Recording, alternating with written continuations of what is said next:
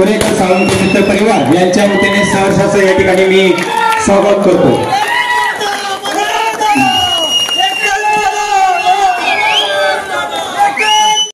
अभिवादन करतो।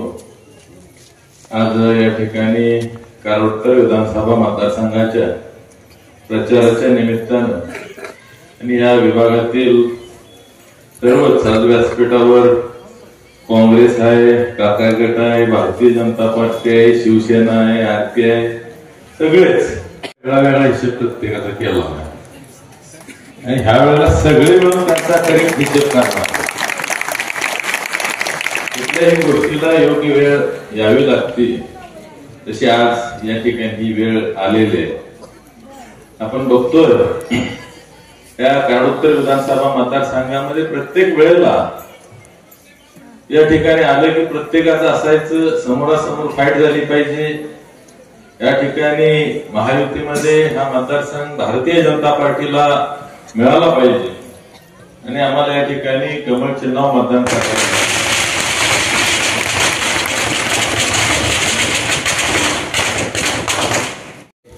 रामकृष्णजी वेताळ साहेबांनी चांगली भूमिका घेतली आणि या ठिकाणी एकाच एक लढतीचं चित्र तयार झालं। आज आपण बघतोय संपूर्ण कराड उत्तर मध्ये, मग तो कराड तालुका असू दे, खटाव तालुका असू दे, कोरेगाव असू दे किंवा सातारा तालुका, या ठिकाणी आजपर्यंत प्रत्येक गावामध्ये एकमेकासमोर झुंजलेले जरी गट असले तरी सर्व मंडळी या ठिकाणी अतिशय मोठ्या मनानं एकत्र आलेले आपल्याला पाहायला मिळत आहेत। त्यामुळे माझी पण इथनं पुढे जबाबदारी वाढणार आहे। आज इथं बाळासाहेब दादांनी आज या विभागातील सर्व मंडळी बोलवली, सगळ्या तोरे असेल, तोरे विभागातील सर्व वाडे असतील, त्याच पद्धतीने त्यांच्याशी संबंधित सर्व नेते मंडळी या ठिकाणी उपस्थित आहेत आणि त्या ठिकाणी 1,01,000 मतविरोधात असताना सुद्धा त्यांचा 77-78 हजार मतांमध्ये यांचा विजय झाला। 14 लोकांनी यांना नाकारलं होतं। आज 19ला बी तशीच परिस्थिती तयार झाली। 19ला मी अपक्ष उभा राहिलो, धैर्यशील दादा शिवसेनेतून उभे राहिले, तिरंगी लढत झाली, परत तीच परिस्थिती तयार झाली आणि लोकांची त्यामुळे जनभावना तयार झाली होती की आम्हाला हा आमदार नको आहे, बिनकामाचा आमदार नकोच आहे आम्हाला, पण तुम्ही त्या पद्धतीचं वातावरण तयार करणं गरजेचं आहे। ते वातावरण ह्या वेळेला योग्य पद्धतीने या ठिकाणी तयार झालेलं आहे। आज एवढी वर्ष लागतात का हो? सांगलीला पाणी 150 किलोमीटर जातं, टेंबूचं पाणी सांगलीला जातं, सोलापूर पर्यंत जातं आणि इथं आम्हाला कॅनॉलवरनं 3 किलोमीटर 4 किलोमीटरवर या ठिकाणी आंबरवाडी धनगरवाडीचं पाणी देता येत नाही का? त्याला राजकीय इच्छाशक्ती तर नव्हतीच, परंतु या ठिकाणी लोकांना गरीब ठेवलं पाहिजे, लोक किरकोळ गोष्टीसाठी आपल्या मागे फिरली पाहिजे। किरकोळ विकास कामाचं 5 वर्षात 10 लाख दिले की त्याच्यावर एक सभा मंडप दिला की 2 इलेक्शन निघाली पाहिजेत, अशा पद्धतीनं या ठिकाणी हे विद्यमान आमदार वागले। आज आपण बघितलं हंबरवाडी धनगरवाडीच्या युतीची सत्ता आली त्यावेळेला 14 ते 19 मध्ये खऱ्या अर्थानं त्या योजनांना गती मिळाली। चंद्रकांत दादा पाटील, मी या ठिकाणी सुद्धा त्यांना घेऊन आलो होतो, इथं कार्यक्रम आपण घेतला होता, त्यांच्या माध्यमातून गिरीश महाजनांच्या माध्यमातून हंबरवाडी धनगरवाडी योजनेला गती मिळाली। नंतर आता महायुतीचं सरकार आलं, 22 ते 24 मध्ये आता या ठिकाणी हंबरवाडीचं पाणी आलं, धनगरवाडीचं काम आता जवळपास पहिल्या टप्प्याचं पूर्ण झालंय, 15-20 दिवसात ते सुद्धा पाणी, आणि दुसरा टप्पा सुद्धा या ठिकाणी 23 तारखेनंतर 100% इथली जनता बदल करणार आहे। आपण येणाऱ्या 6 महिन्यामध्ये दुसऱ्या टप्प्यात सुद्धा पाणी शुभारंभासाठी पाणी येथे आले होते। त्या ठिकाणी त्यांना पहिल्यांदा सांगितलं की माझ्या या ताळी नदीमधून पाल उपसा सिंचन योजना आणि हिंदोली उपसा सिंचन योजना या चोरे विभागाचं आणि उमरजच्या पश्चिम विभागाचं कायापालट करणारी योजना आहे। तुम्ही मला या सभेमध्ये शब्द दिला पाहिजे की ही योजना मी लवकरात लवकर या ठिकाणी करून देईन। त्या ठिकाणी फडणवीस साहेबांनी म्हाळसाकांताला स्मरून या ठिकाणी सांगितलं की 50 मीटर हेडची 100 मीटर योजना मी कसल्याही परिस्थितीत पहिल्या 2 कॅबिनेट मध्ये करून देतो. याचं नियोजन यांनी या 25 वर्षामध्ये केलं. आणि हनगरवाडी धनगरवाडीच्या बाबतीत जर बोलायचं झालं तर त्यामध्ये आणखी एक हेतू होता. आज तर तुम्ही बघितलं त्या विभागात हजारो एकर यांची जमीन आहे. जर पाणी दिलं असतं तर त्या शेतकऱ्यांनी जमीन विकली नसती, फुकट जमीन घेता आली नसती. बरोबर आहे तात्या? म्हणजे किती लांबचं प्लॅनिंग आहे बघा. आणि पाणी नसल्यामुळं कवडीमोल भावाने या ठिकाणी त्यांनी प्रत्येक त्या विभागामध्ये जमीन खरेदी केलेली आहे. म्हणजे अशा पद्धतीचं अतिशय विकृत पद्धतीचं राजकारण या विद्यमान आमदारांनी केलेलं आहे. परंतु मी तुम्हाला ज्या ठिकाणी शब्द देतो की जोपर्यंत या चोरे विभागाला आणि इंदोरी उपसा सिंचन योजनेचं 100 मीटर करत नाही तोपर्यंत मी या ठिकाणी शांत बसणार नाही. 100% हे पाणी आपल्याला पहिल्या 1-2 कॅबिनेट मध्येच त्याची प्रशासकीय मान्यता घेतली जाईल आणि लवकरात लवकर ही योजना 100% पूर्ण केली जाईल. कारण काय, परवा मी शामगाव मध्ये गेलो त्यावेळेला तिथल्या लोकांनी सांगितलं नगरवाडी 95-2000 मधली योजना आज तिथं पाणी बाहेर पाडायला यांच्या माध्यमातून 26 वर्ष गेली. आमच्याकडे नुसताच कागद राहायचा आणि पाणी कागदावर दिसणार नुसतं. त्यामुळं आम्ही 100% आमदारांना घालवणार आहे, बदलणार आहे आणि फार मोठा बदल या ठिकाणी करणार आहे. म्हणजे आज लोकांना सुद्धा लक्षात यायला लागलं की या बिनकामाच्या आमदाराचा काही आपल्याला उपयोग नाही, आपल्याला हा आमदार बदलणं गरजेचं आहे. आणि आज जनतेनंच हे इलेक्शन या ठिकाणी हातामध्ये घेतलंय. आज या सर्व चोरेकर मंडळींनी म्हणजे अगदी इथं असणाऱ्या काय जे गट आहेत त्या सगळ्यांनीच या ठिकाणी विचार केलेला या विभागाने की जर आपल्याला पाणी पाहिजे असेल तर आपल्याला महायुतीच्या दिशेनं जाणं गरजेचं आहे. आणि एक अतिशय चांगला निर्णय आज बाळासाहेब दादा तुम्ही घेतला. आणि या ठिकाणी या विभागामध्ये येणाऱ्या काळामध्ये आपल्याला हरित क्रांती 100% करायची आहे. शेजारी या ठिकाणी कारखाना 2 किलोमीटरवर आहे. आज पाणी नसल्यामुळं जर आपण अवस्था बघितली तर एवढं मोठ्या प्रमाणावर क्षेत्र या ठिकाणी असताना सुद्धा आज या लोकांना कुठं मुंबईला जावं लागतंय, बाहेर कुठं कामाला जावं लागतंय. जर हे पाणी शेतात आलं तर 100% या ठिकाणी अतिशय चांगल्या पद्धतीचं नंदनवन फुलल्याशिवाय राहणार नाही. आज तुम्ही पण नाही कधी बायकोच्या कथा जरूर टाकलं तर नाही टाकलं. आज माझ्या माता भगिनीमध्ये माझ्या लाडक्या बहिणीच्या हातात ताकद आली, तिच्या सहीमध्ये ताकद आली. माझ्या ताईचा मान सन्मान वाढला. तो आदरणीय एकनाथ शिंदे आणि देवेंद्र फडणवीस खात्यावर 2100 रुपये मिळाले. काही किती रुपये मिळतात माहिती आहे तुम्हाला? मग किती दिवसासाठी द्यायचं? 5 वर्षासाठी. महिन्याला मिळते 2100 रुपये. कराड उत्तर मध्ये परिवर्तन करायचं आणि नाकारत्या आणि बिनकामाच्या आमदाराला घरी घालवायचं म्हणून ही सगळी मंडळी या ठिकाणी ठरवून आलेली. पाऊस पडतोय, माझ्या लाडक्या बहिणी आले उठल्या का पण केसवली होतील नाही, तिथं परिवर्तन करायचं. कुणी उठलं उभा राहिलेत माझं मंडळ का आपण इथं जमलं?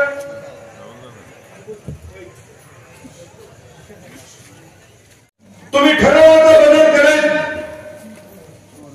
पण 2014ला मी उभा राहिलो म्हणून आता घोरपडे उभे राहिले. मताची विभागणी झाली आणि फक्त 9 ते 10 हजार मतांना आपल्याला अपयश घ्यावं लागलं. 2019ला मला तिकीट मिळालं, मी उभा राहिलो म्हणून आता घोरपडे उभे राहिले. परत मताची विभागणी झाली, परत आपल्याला अपयश आलं.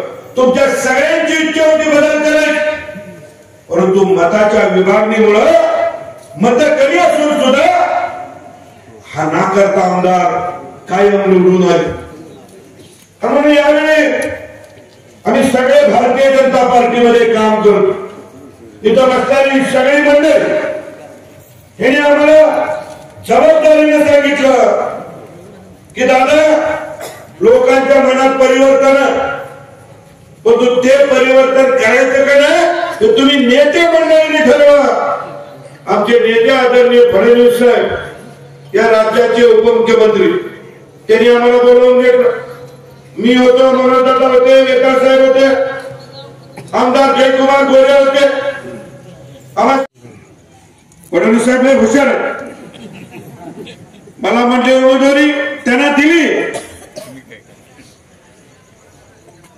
धैर्यशीलराव मनोज घोरपडेंना निवडून आणायची जबाबदारी धैर्यशील कदम आणि रामकृष्ण वेताळांची असेल.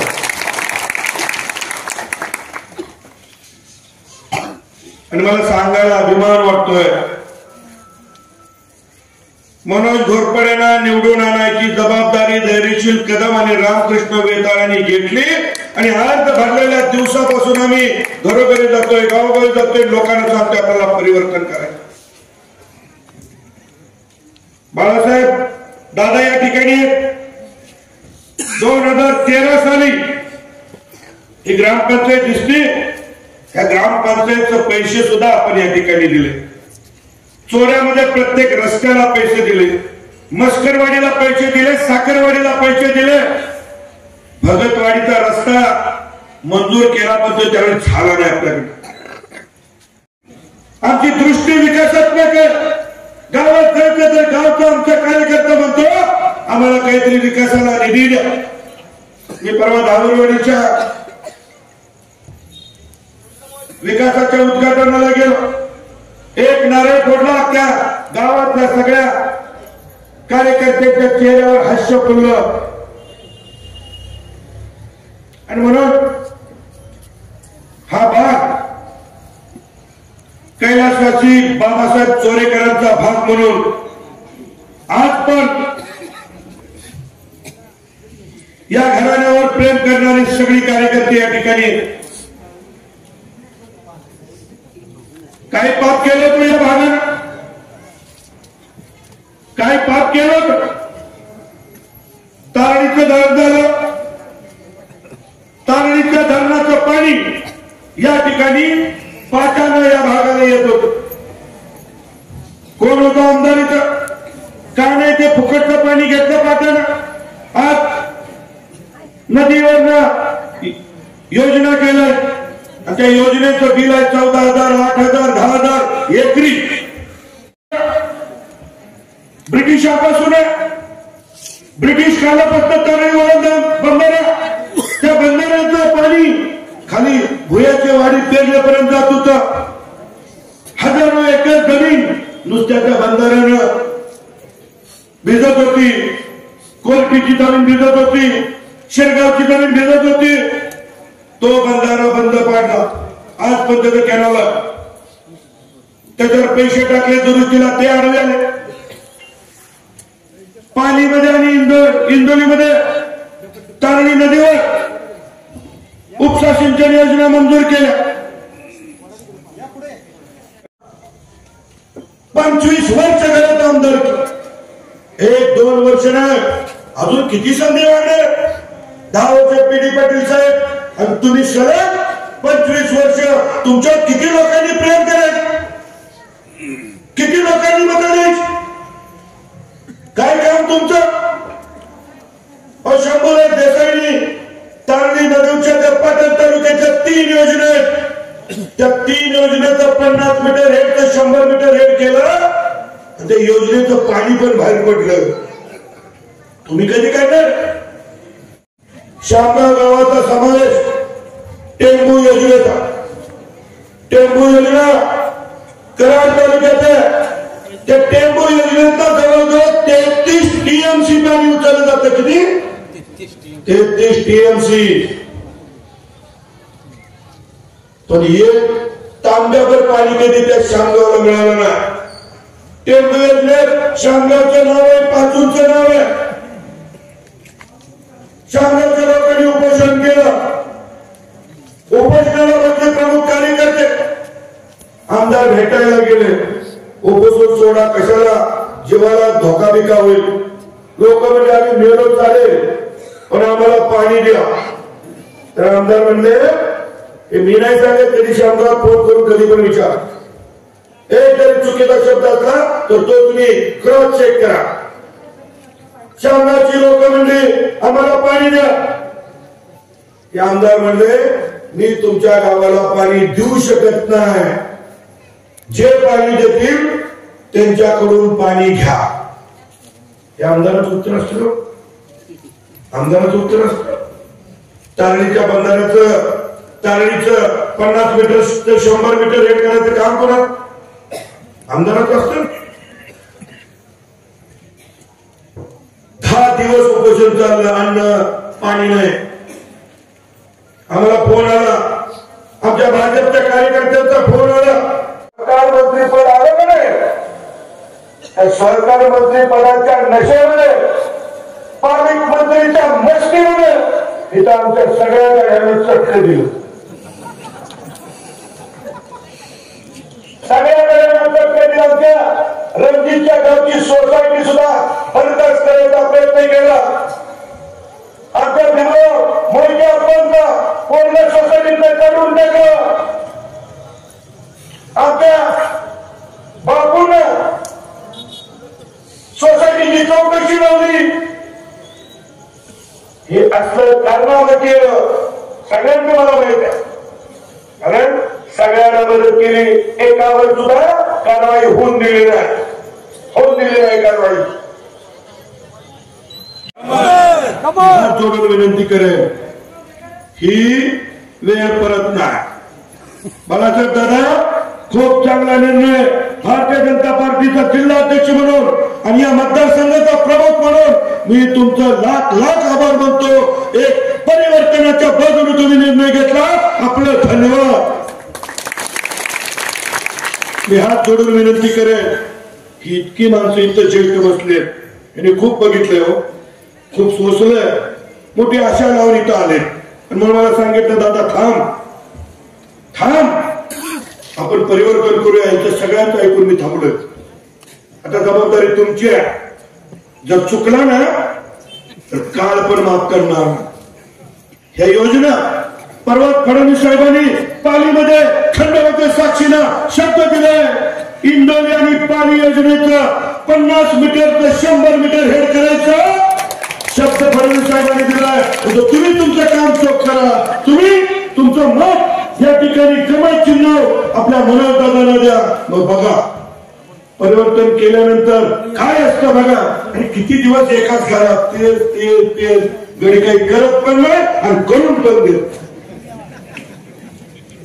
त्याचा बदला बाद झालं की मोठं ही मंडळी लय असं घेऊन आले तुमच्या सगळ्यांच्याकडं. हे सगळ्यांच्या वतीनं तुमच्या पायाला हात लावून सांगतो की परिवर्तन करायचं. 20 तारीख तुमच्या माझ्या आयुष्यातली महत्वाची तारीख आहे. आणि 20 तारखेला तुमचं नामचं भविष्य, तुमच्या नामच्या योजनेचं भविष्य. योजना बंद झाल्या, 13 महिन्यामध्ये योजना बंद झाल्या. तसं घडू देऊ नका. हे करायसाठी आपल्याला या ठिकाणी भारतीय जनता पार्टीच्या अधिकृत उमेदवार आदरणीय मनोजदादा घोरपडे यांना भाजपनं तिकीट दिलं. यांचं चिन्ह आहे कमळ आणि या कमळाच्या चिन्हाच्या समोरचं बटन दाबून या ठिकाणी आपल्याला आणि चोरे विभागानं या पाली जिल्हा परिषद गटानं मोठा फैसला केलेला आहे आणि मोठा निर्णय केलेला आहे. आणि तेवढ्याच जल्लोषात तेवढ्याच ताकदीत मनोज दादांना कोट्यानं मतं द्या.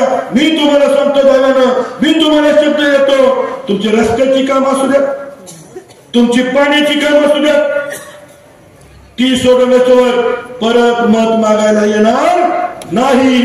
जय हिंद, जय महाराष्ट्र. मला सांगितलं नदीचा कृष्णा आणि तारळीच्या मधला जो भाग आहे, पालीपासून कोर्टीचं शेवटचं टोक म्हणजे सुतागिरी म्हणून तिकडे पुढं आहे, त्या सगळ्या भागाला आडव्या पटानं पाणी मिळत होतं. आता कॅनल तयार आहे, सगळी यंत्रणा तयार आहे. बाबाने 3 कोटी रुपये त्याच्यावर टाकलं तरी सुद्धा ते काम होऊन देण्याचं पाप यांनी केलं. कारण नुसतं ग्रॅव्हिटीनं पाणी येत होतं, ना लाईट ना काही सुद्धा नाही. सगळ्यांना मुबलक पाणी मिळालं असतं, ज्यादा पाणी परत आणखी ते नदीतच आलं असतं.